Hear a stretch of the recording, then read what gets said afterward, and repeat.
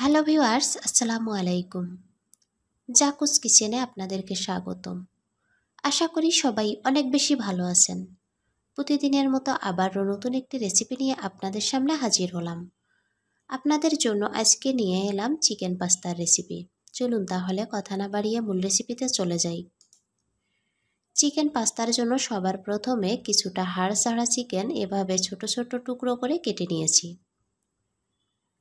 এবং আরও নিয়েছি পাস্তা। আপনারা যে কোনো ধরনের পাস্তা এখানে নিতে পারেন। এখন আমি পাস্তাগুলোকে বয়েল করে নেব। পাস্তাগুলো বয়েল করার জন্য একটি কড়াইয়ে দিয়ে দিব পর্যাপ্ত পরিমাণে পানি।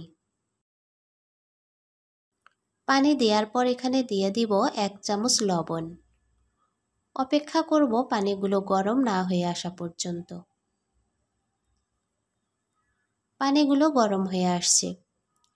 এখন আমি এখানে পাস্তাগুলোকে দিয়ে দিব এবং পাস্তাগুলো দেওয়ার সঙ্গে সঙ্গেই এভাবে একটু নেড়ে দিব। তা না হলে পাস্তাগুলো একটার গায়ে আরেকটা লেগে যেতে পারে। অপেক্ষা করব পাস্তাগুলো সিদ্ধ না হওয়া পর্যন্ত। ফিরে এলাম প্রায় 8 মিনিট পর। 8 মিনিটের মধ্যেই পাস্তাগুলো খুব সুন্দরভাবে সিদ্ধ হয়ে গেছে। এখন আমি এগুলোকে উঠাই নিব।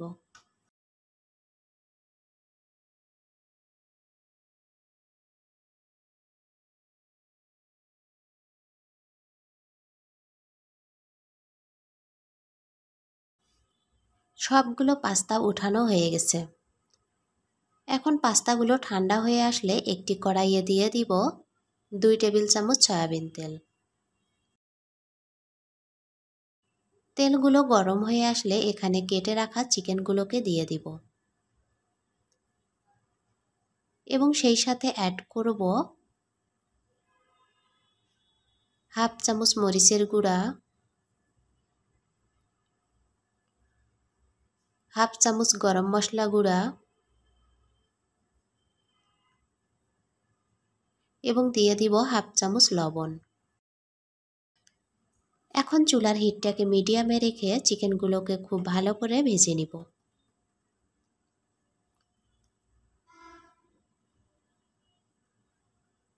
চিকেনগুলো ভাজা হয়ে গেছে। এখন এগুলোকে উঠাই নিব। পরবর্তীতে এগুলো আবার ইউজ করব।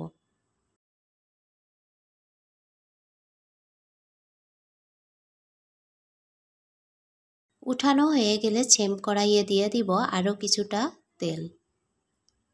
তেলগুলো দেওয়ার পর এখানে দিয়ে দিব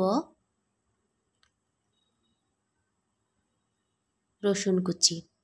এখন রসুনগুলোকে ব্রাউন কালার করে ভেজে নিব।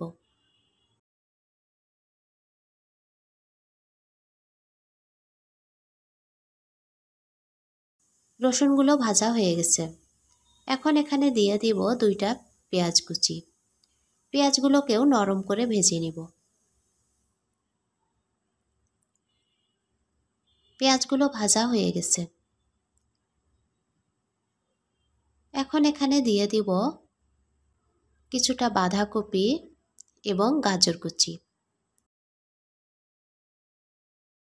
এবং সাথেই অ্যাড করব 2টা কাঁচামরিচ ফালি। এখন এগুলোকে সামান্য একটু মিশিয়ে দিব। মেশানো হয়ে গেলে এখানে দিয়ে দিব আরও হাফ চামচ লবণ এবং হাফ চামচ জিরার গুঁড়া। এখন এগুলোকে 1 মিনিটের মতো ভেজে নিব।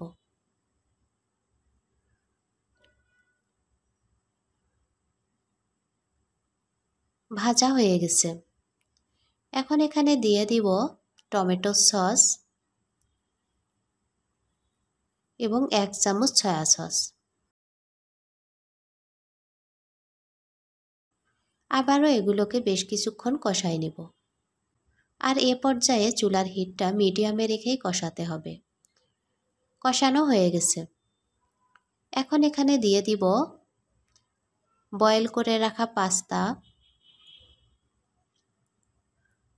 এবং ভেজে রাখা চিকেন। দেওয়ার পর আবারও এগুলোকে 1 থেকে 1.5 মিনিটের মতো নাড়াচাড়া করব।